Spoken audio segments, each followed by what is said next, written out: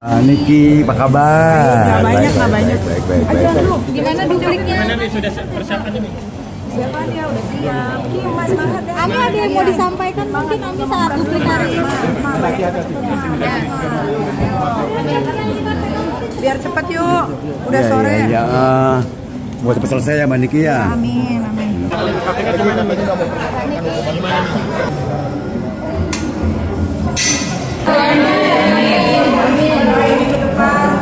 Masih sebentar Mbak. Ada persiapan, berdoa aja, sholat, yang kedalaman nanti yang mulia berkat. Semangat. Selaku konsen. Hari Selasa kayaknya hadir. Kaniki semangat Kaniki. Kaniki semangat. Amin. Darah dulu deh.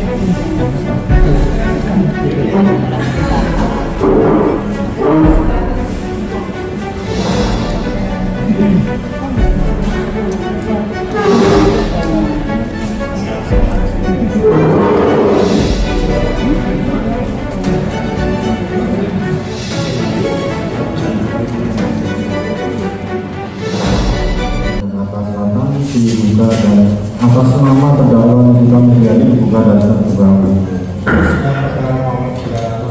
Khusus 2025 yang Jakarta Selatan dibuka dan atas nama terdakwa Nikita Milyani dibuka dan terbuka.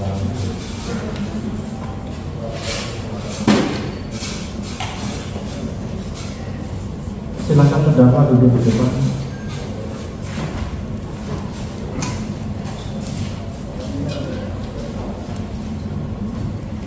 Sehat dari ini terdakwa? Iya, alhamdulillah. Masih didampingi oleh penasihat hukumnya ya.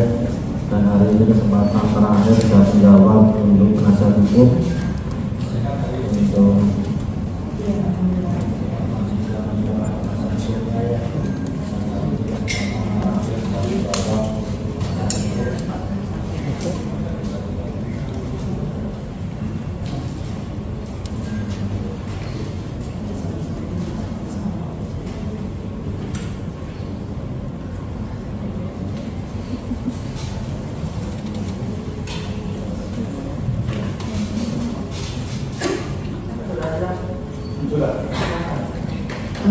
izin yang mulia, boleh saya bacakan juga duplik yang saya bikin sendiri.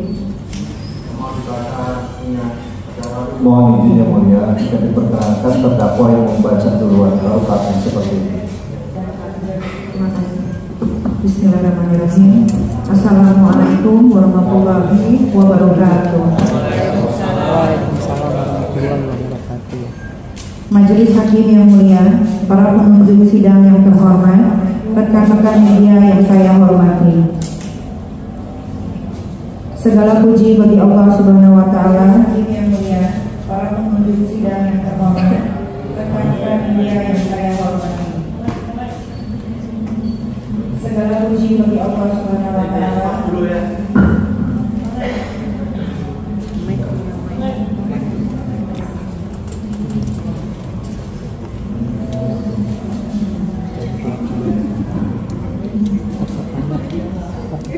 Segala puji bagi Allah Subhanahu wa Ta'ala, Tuhan yang Maha Esa, yang sampai hari ini masih memberikan kesempatan kepada kita semua untuk dapat hadir di persidangan ini dalam rangka mencari dan menemukan keadilan dan kebenaran yang sebenar-benarnya tanpa ada intervensi dari pihak manapun.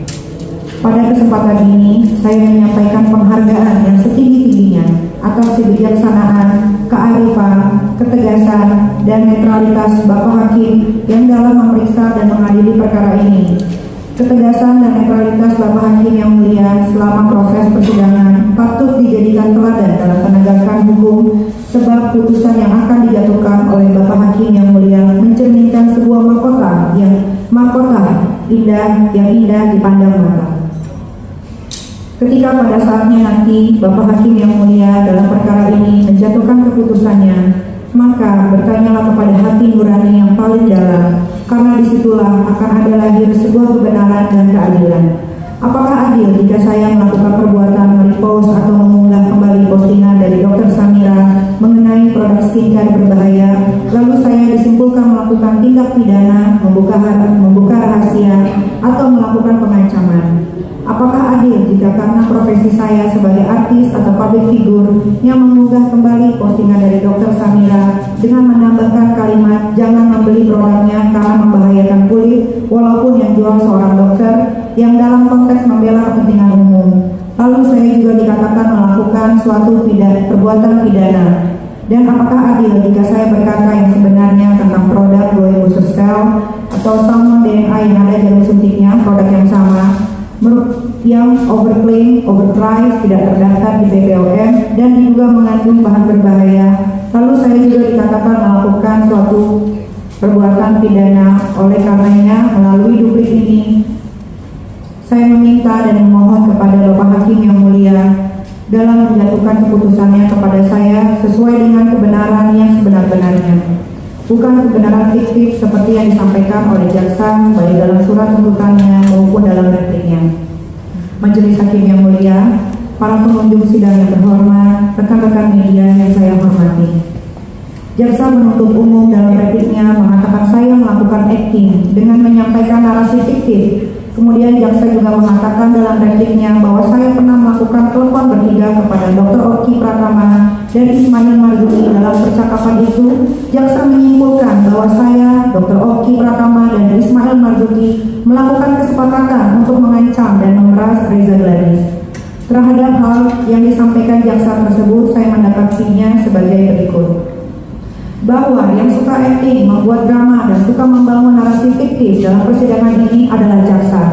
Karena dalam persidangan ini tidak pernah ada fakta mengenai isi percakapan di telepon bertiga antara saya dengan Dr. Oki Pratama dan Ismail Marzuki melakukan kesepakatan untuk mengancam dan memeras Reza Gladys. Bahwa jaksa jangan suka mengarang bebas sesuka hatinya, menyimpulkan sesuatu yang tidak pernah terungkap di persidangan. Di persidangan ini berdasarkan keterangan dari ahli digital forensik yang diajukan sendiri oleh jaksa yang bernama Rujit Fusuminoto SHAC dan seterusnya menjelaskan terhadap panggilan telepon tidak bisa dilakukan ekstraksi sehingga tidak diketahui isi percakapannya. Bahwa jika keterangan ahli digital forensik yang bernama Rujit Fusuminoto SHACE dan seterusnya di muka persidangan ini telah mengatakan terhadap panggilan telepon tidak bisa dilakukan ekstraksi sehingga tidak diketahui isi percakapannya, maka dari mana sebenarnya sumbernya jaksa bisa menyimpulkan bahwa dalam panggilan telepon bertiga antara saya, Dr. Oki Pratama dan Ismail Marzuki telah melakukan kesepakatan untuk melakukan pengancaman dan pemerasan terhadap Reza Gladys. Bahwa jaksa penuntut umum kayaknya sudah menjadi tukang sulap. Bayangkan telepon bertiga antara saya, Dr. Oki Pratama dan Ismail Marzuki bisa disulap jaksa menjadi sebuah kesepakatan untuk melakukan pengancaman dan pemerasan kepada Reza Gladys. Padahal di dalam persidangan ini tidak ada satupun saksi yang mendengarkan langsung isi percakapan tersebut.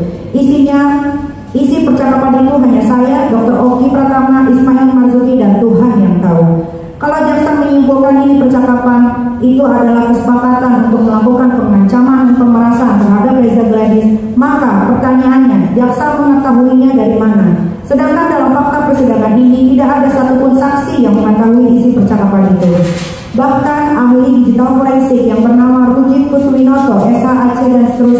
yang dihadirkan jaksa di muka persidangan ini telah mengatakan panggilan telepon tidak bisa dilakukan ekstraksi sehingga tidak diketahui isi percakapannya. Bahwa selain jaksa penuntut umum sudah menjadi tukang sulap, jaksa juga sudah tidak menggunakan ilmu hukum dalam menangani perkara saya. Tapi jaksa menggunakan ilmu dukun supranatural karena bisa menyimpulkan percakapan bertiga antara saya, Dr. Oki Pratama, dan Ismail Marzuki, melakukan kesepakatan untuk melakukan pengancaman dan pemerasan terhadap Reza Gladys. Padahal di dalam persidangan ini tidak pernah ada bukti maupun fakta tentang hal itu. Coba jaksa penuntut umum buktikan lagi di muka persidangan ini mana isi ekstraksi dalam percakapan bertiga antara saya, Dr. Oki Pratama, dan Ismail Marzuki pada tanggal 27 Oktober 2024 pukul 18.07 selama 7 menit 40 detik yang mengatakan bahwa saya, Dr. Oki Pratama, dan Ismail Marzuki melakukan kesepakatan untuk mengancam dan memeras Reza Gladys. Bahwa adanya riwayat panggilan telepon bertiga antara saya, Dr. Oki, dan Ismail Marzuki pada tanggal 27 Oktober pada pukul 18.07 selama 7 menit 40 detik hanya membuktikan bahwa benar adanya komunikasi kami bertiga, tapi tidak membuktikan isi percakapan yang ada dalam pada panggilan telepon tersebut adalah suatu kesepakatan antara saya, Dr. Oki Pratama, Ismail Marzuki untuk mengancam dan memeras Reza Gladys. Bahwa yang artiskan saya, tapi kenapa jaksa penuntut umum yang melakukan acting seolah-olah menyimpulkan dalam panggilan telepon bertiga antara saya dan Dr. Oki Pratama dan Ismail Marzuki telah melakukan kesepakatan untuk melakukan pengancaman dan pemerasan terhadap Reza Gladys. Padahal berdasarkan keterangan ahli digital forensik yang diajukan sendiri oleh jaksa yang bernama Rujit Kusminoto SH Aceh dan seterusnya di muka persidangan ini menjelaskan terhadap panggilan telepon tidak bisa dilakukan ekstraksi sehingga tidak diketahui isi percakapannya.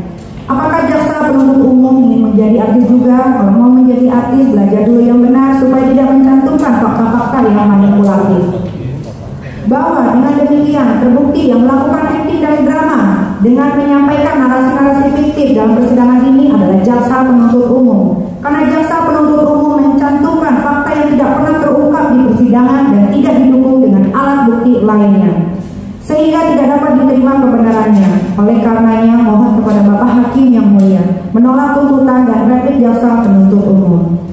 Majelis Hakim yang mulia, para pengunjung sidang yang terhormat, rekan-rekan media yang saya hormati. Jaksa penuntut umum dalam repliknya mengatakan Reza Gladys tidak pernah meminta tolong dengan Ismail Marzuki. Reza Gladys menyerahkan uang 4 miliar kepada saya melalui Ismail Marzuki karena merasa terancam, bukan karena Reza Gladys meminta tolong. Terhadap hal yang disampaikan jaksa tersebut, saya menanggapinya sebagai berikut. Bahwa dalam repliknya, jaksa penuntut umum menyebutkan akan menyadarkan saya melalui fakta persidangan dengan kalimat sebagai berikut. Bahwa jaksa penuntut umum akan menyadarkan terdakwa Nikita Mirzani melalui fakta persidangan bahwa saksi Reza Gladys tidak pernah meminta tolong kepada saksi Ismail Marzuki untuk dipertemukan dengan terdakwa Nikita Mirzani. Bahwa jaksa penuntut umum sudah melakukan kebohongan di persidangan ini dengan membangun narasi-narasi fiktif. Karena dalam persidangan ini saya mengajukan bukti rekaman percakapan antara Ismail Marzuki dan Reza Gladys yang narasi kalimatnya saya kutip sebagai berikut. Reza Gladys, gimana ya Manil?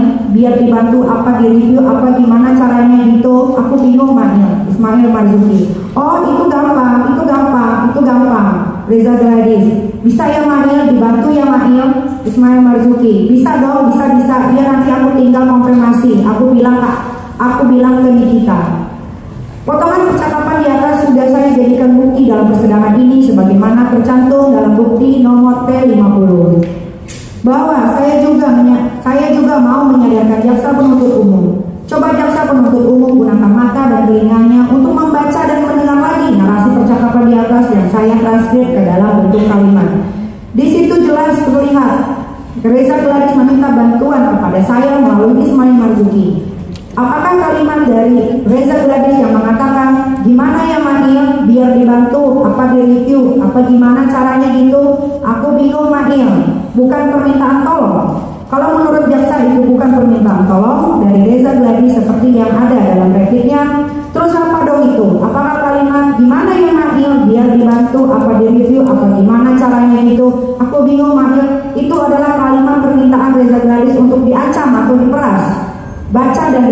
baik-baik jaksa, jangan banyak menghayal. Bahwa selanjutnya bukti Reza Gladys meminta tolong kepada saya melalui Ismail Marzuki juga terbukti dalam adanya percakapan Reza Gladys yang menyampaikan kepada Ismail Marzuki sebagai berikut. Reza Gladys, tapi Kak Niki bisa bantu. Aku kan main. Aku pengen baikan, aku gak mau berantem. Aku sama siapa gak pernah ribut. Ismail Marzuki, iya santai-santai bisa. Reza Gladys, oke Mail sambil ketawa. Ismail Marzuki, nanti coba ya, Mail lihat dulu gimana. Reza Gladys, ya tolonglah Mail. Buat jaksa, saya juga mau menyadarkan Anda, jangan bukakan hati Anda dengan membangun narasi-narasi fiktif di persidangan ini. Coba buka lebar-lebar mata dan baca baik-baik kalimat percakapan di atas. Bagian mana yang jaksa bilang kalau Reza Gladys tidak pernah meminta tolong kepada saya melalui Ismail Marzuki. Kalimatnya, tapi Kak Niki bisa bantu kan Mail? Aku kan pengen baikan, aku gak mau berantem, aku sama siapa gak pernah ribut. Dan kalimat dia tolonglah Mail jelas-jelas merupakan kalimat permintaan tolong dari Reza Gladys kepada saya melalui Ismail Marzuki. Tapi kenapa jaksa bilang Reza Gladys tidak pernah meminta tolong kepada saya melalui Ismail Marzuki?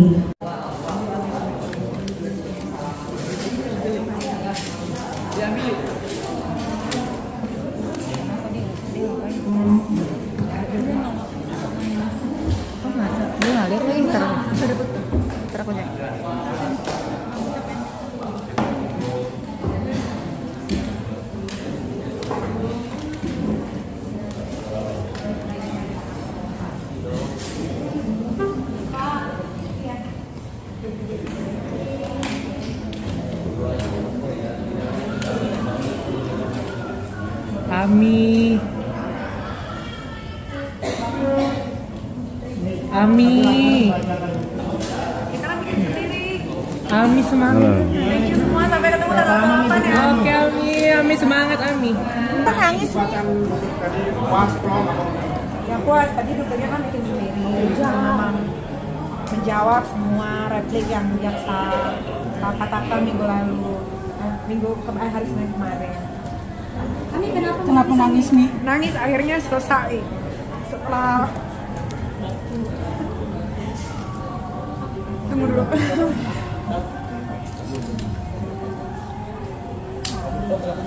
Semangat Ami.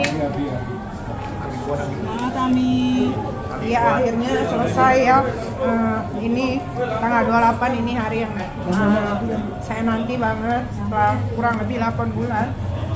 Akhirnya tanggal 28 ini sebentar lagi gitu. Mudah-mudahan aku nggak punya harapan lain selain ke Bapak Hakim yang mulia. Semoga bijaksana dan bisa mengadili seadil-adilnya. Kangen, udah kangen banget pengen tidur di kamar sama-sama. Ya, mudah-mudahan tanggal 28 apa yang aku harapin, yang aku doa selama ini insya Allah terkabul sama Allah. Apa yang dialami Niki menunggu tanggal 28 itu? Iya, menunggu lama sih ya, karena ditahan tuh kan waktu yang sebentar gitu, 1 hari aja tuh udah kayak 1 minggu gitu kan. Jadi ini malah udah mulai kayak melo gitu, kayak udah mulai kayaknya sirkus mau selesai masalahnya gitu. Tapi menanggapi RG katanya nggak mempermasalahkan hukuman berapa lama Ami yang penting bersalah. Gimana tanggapannya? Apa? Yang penting dinyatakan bersalah. Kata siapa? Reza. Oh ya, terserah lah dia mau ngomong apa aja, terserah ya. Nanti kita lihat aja nanti endnya di tanggal 28. Tadi salaman juga ditolak sama Bu Dona. Iya gimana tuh Ami? Iya mungkin Bu Dona sebel kali sama aku, tapi nggak apa-apa, bisa dimaklumi. Ami soal sosok Ami Aminus Pura itu baca aja di buku, itu kan ada di buku itu. Enggak, sosoknya siapa mungkin? Jauh. Oh tadi nggak tahu itu Bang Usman. Ami menanggapi Dr. Richard. Dr. Richard gimana orang Terakhir aku minta doanya semoga tanggal 28 lancar semua. Nah itu aja. Doain aku ya. Ami Dr. Richard itu yang gimana? Aku nggak pegang, nggak tahu itu urusannya lawyer. Dr. Richard mungkin itu soalnya aku juga nggak modelin dia, nggak ngurus ya. Oke, siap. Ami Diri pelan. Jawabnya sama Tuhan. Berarti yang